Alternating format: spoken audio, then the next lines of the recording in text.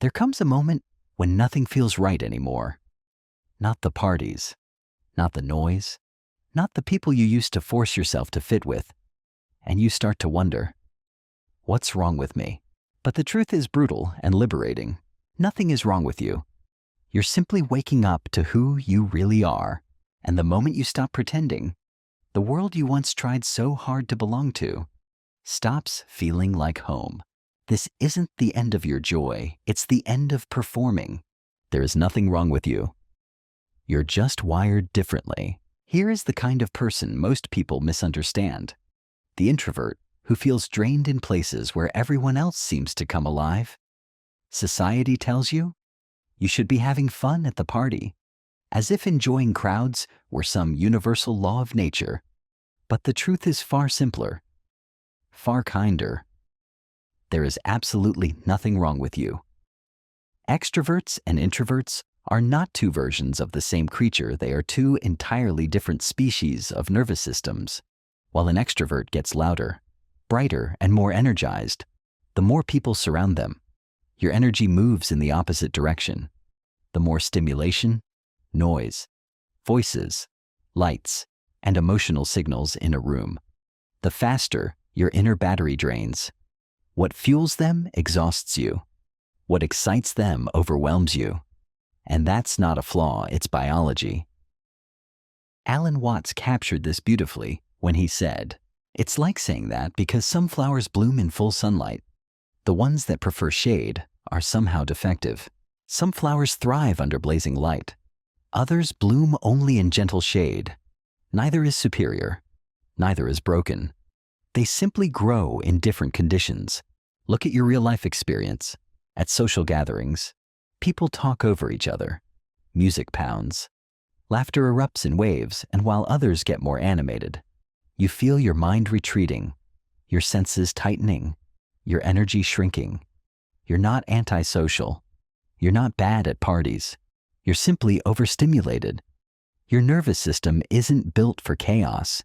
It's built for depth, subtlety, and meaningful connection. Most introverts don't realize this, and so they judge themselves harshly. They think something is malfunctioning inside them, when in reality, they are absorbing more information than everyone else. Every tone shift, every fake smile, every emotional undercurrent in the room. While extroverts broadcast energy outward, you are receiving everything inward. Of course you're tired. You're performing a heavier task. Feeling drained in social situations doesn't mean you're broken. It means you're wired for a different rhythm of life. And honoring that rhythm is the first step toward feeling whole. Extroverts broadcast energy. Introverts absorb it. Here is where most people misunderstand introverts entirely. They judge themselves for not being as energetic, talkative, or socially effortless as extroverts, without realizing they are performing a completely different psychological task. Extroverts and introverts are not two personalities on a spectrum. They are two different operating systems. An extrovert enters a party and immediately begins broadcasting energy outward. They talk, gesture, initiate conversations, make jokes, and bounce off the responses they receive. Every reaction from others acts like fuel, amplifying them. The more attention they exchange, the more alive they feel. But you are built differently. You're not broadcasting, you're receiving. Your nervous system works like a high-sensitivity antenna, picking up every detail, shifts in tone, eye movements, hidden tensions, the emotional climate of the room. You are processing not just words, but everything beneath the words, micro-expressions, social dynamics, conflicts, insecurities, desires, mask slips. This is deep processing, and deep processing costs energy. An extrovert is like a microphone plugged into speakers, sending sound outward. An introvert is like a 1,000-core processor, quietly analyzing everything in real time. Alan Watts described this perfectly. You're like a sponge absorbing the emotional weather of the room. Imagine standing in a crowded place, absorbing the mood of 20 people at once. Imagine hearing what others don't say but feel. Imagine tracking the emotional undercurrents beneath superficial conversations. Of course you're tired. You're not bad at socializing. You're performing emotional heavy lifting no one sees. Most men fail here because they misinterpret their fatigue as weakness. They think, why can't I be more outgoing? But the better question is, why am I trying to function like a loudspeaker when I am built like an antenna? The world celebrates people who shine outward, but it rarely understands those who sense inward. Yet both are necessary. The extrovert keeps the room alive. The introvert keeps the room honest. You're not socially broken.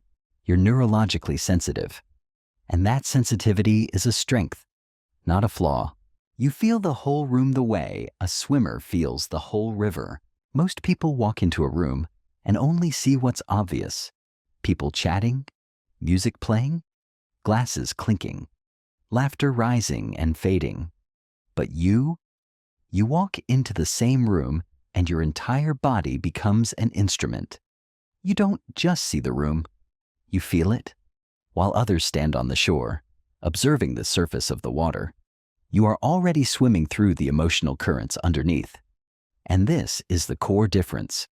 They interact with what is visible. You interact with everything hidden. You sense tension between two people, even if they stand 5 meters apart. You feel when someone is smiling politely, but hurting deeply inside. You pick up on disappointment that was never spoken, irritation disguised as humor, insecurity masked as confidence. 30 minutes in a crowded cafe, and your chest tightens without explanation. Most people think, it's loud here. You think, why do I feel heavy? But the truth is simple. You are unconsciously inhaling the emotional atmosphere of dozens of strangers at once. Alan Watts said it best. The extrovert is on the shore watching. You're in the water feeling every current. This is why environments drain you faster than they drain others. You're not merely participating in the scene, you're processing the entire scene. Every vibration, every unspoken feeling, every subtle interpersonal energy reaches your system and leaves an imprint. This depth of perception is often invisible to extroverts. They may say, relax, it's just a party. Without understanding that for you, a party is an emotional ecosystem. You are tracking microdynamics that they don't even register. You're carrying sensory and emotional data that they don't even notice exists. Men often misinterpret this sensitivity as weakness or oversensitivity. They try to toughen up, suppress their inner radar, or force themselves to stay longer than they should, believing it's a matter of willpower. But the truth is, this isn't fragility. It's heightened perception. You're not overwhelmed because you're weak. You're overwhelmed because you're aware. And awareness, when misunderstood, feels like a burden. But when honored, it becomes one of your greatest gifts. A world full of masks exhausts you because you see all the cracks. Here is a truth most introverts discover painfully early. You don't get tired because there are too many people. You get tired because there are too many performances. Modern social life is a theater. People smile when they're anxious, brag when they're insecure, act confident when they're breaking inside, pretend to be happy because that is the script society rewards. Most people never see these contradictions. They take the performance at face value and play along. But you are built differently. You see the microflinches behind the smiles, the hesitation behind the laughter, the loneliness behind the Instagram perfect stories.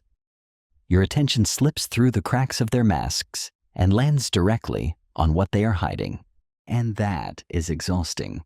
Not because you're antisocial, but because you can't participate in the same illusion without feeling the weight of its falseness. It feels like watching everyone at a party wearing bright costumes, while you're the only one who can see the threads coming loose. You might try to play along, but even as you smile or talk, a part of you is whispering, "This isn't real." And pretending becomes twice as draining. Real-life example. Everyone at the table is bragging about money, relationships, travels, but you can feel the undercurrent of insecurity, envy, or emptiness. You want to speak honestly, to cut through the performance, but the environment doesn't allow depth. So you hold it in, smile politely, and the internal conflict drains you more than the social event itself. Alan Watts described this beautifully. You're the only one who can still see the scenery for what it is. You're not tired from being around people. You're tired from being around inauthenticity. You're tired from performing when you'd rather be real. You're tired from watching others pretend while you see too much to pretend with them. Your exhaustion is not social weakness. It's emotional intelligence. You see the truth under the surface, and truth is heavy in environments built on masks. Solitude isn't loneliness. It's your charging station. Here is the misconception that damages countless introverts. Society treats being alone as a problem, a weakness, or a sign something is wrong. But for you, solitude is not emptiness. It's oxygen. It is the moment your mind returns home, the moment your nervous system finally exhales. Extroverts experience solitude like hunger. The longer they're alone, the weaker they feel. Introverts experience solitude like nourishment. The longer they're alone, the more grounded they become. Think of it like this. An extrovert leaves a party energized, buzzing with stimulation.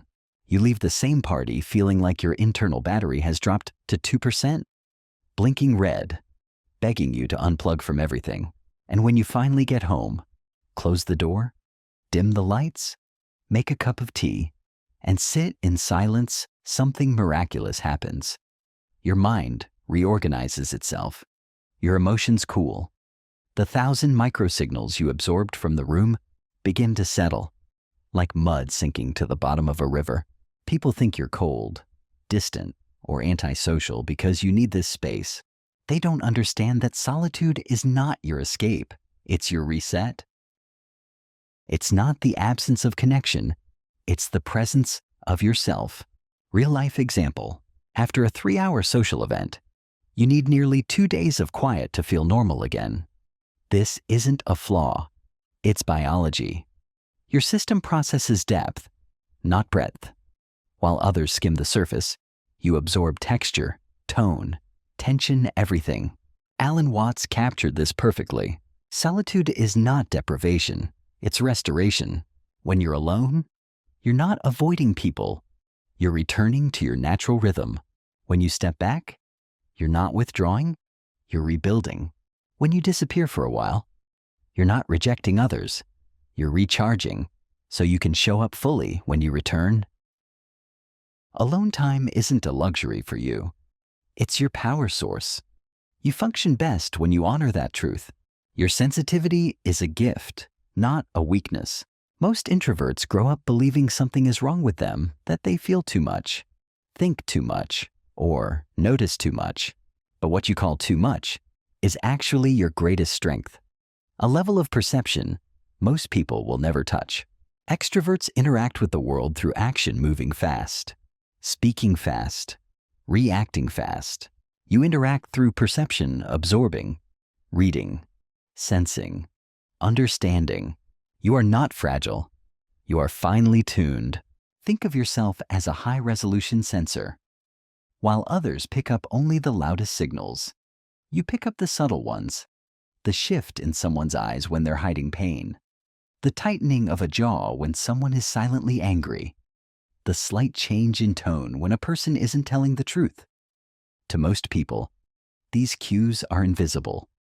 To you, they are blazing sirens. Real-life example. You sit with someone for 5 minutes and instinctively know something is off with them, long before they admit it. They finally open up, and you think, I knew it. This is not imagination. It's emotional intelligence at a depth society rarely teaches or values. Alan Watts describes this sensitivity beautifully. These are gifts that allow you to experience life with a richness and depth that the purely extroverted person may never know. But because society rewards loudness, speed, and performance, your depth gets mistaken for weakness. People call you shy, quiet, or overly sensitive simply because they cannot understand the way you process the world. They don't know that your silence is listening. Your quietness is analysis. Your sensitivity is insight. Your emotional depth is the very reason you make extraordinary artists, healers, writers, therapists, thinkers, the ones who see what others overlook. You're not overwhelmed because you're weak. You're overwhelmed because your system receives more data than the average person. It's like having a powerful microscope. You see details others literally cannot see. Your depth is not a burden. It's a superpower. The world misunderstands it only because it operates on a different frequency. Society celebrates width, but you were built for depth. Modern society worships the loud, the visible, the socially dominant. It celebrates those who speak the most, appear everywhere, and fill every room with noise. The extroverted ideal, always networking, always on, always performing, has become the gold standard of success. But here's the truth no one says out loud. A world made entirely of extroverts would collapse. We only survive because there are people like you, the deep ones, the thinkers, the observers, the quiet creators who operate beneath the surface. Society loves with more followers, more noise, more connections, more output. You specialize in depth understanding one person profoundly, mastering one idea fully, feeling life intensely instead of skimming over it. And because depth cannot be seen from the outside, people often misjudge you. They think you're boring, antisocial, or disconnected. Meanwhile, the truth is this: their world would lose its greatest minds if everyone behaved like them. Look at history. Einstein was painfully introverted. Kafka avoided crowds. Van Gogh couldn't tolerate social environments. Buddha left society entirely to understand the nature of existence. These weren't side characters. They shaped the world. Alan Watts put it simply: think about what the world would lose if everyone was an extrovert. Depth is slow, quiet, and invisible, and that is why society undervalues it. But depth is also where every breakthrough has ever come from. Every scientific theory, every profound artwork, every spiritual awakening, every invention that changed humanity came from someone who preferred solitude over small talk. You are not behind. You are not lacking. You are not less social, less fun, or less confident. You just operate on a frequency that modern society has no language for. Society rewards noise, but it depends on those who think in silence. Without people like you, the world would have entertainment, but no meaning. When you accept your nature, the right people finally show up.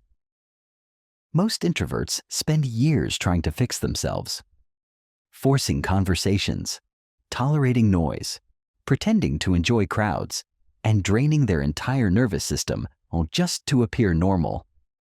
But the moment you stop fighting your nature, something extraordinary happens. The wrong people quietly leave your life, and the right people finally have space to walk in.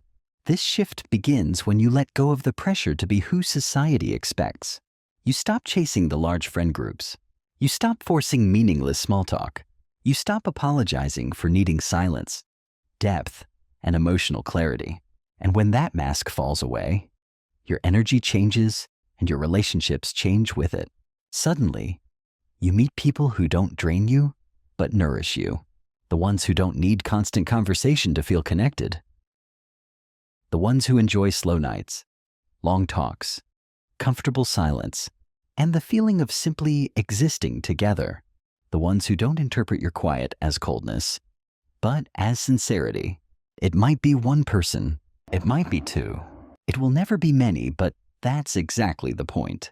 Alan Watts captured this perfectly. That authenticity attracts the kind of connections that actually nourish rather than drain you.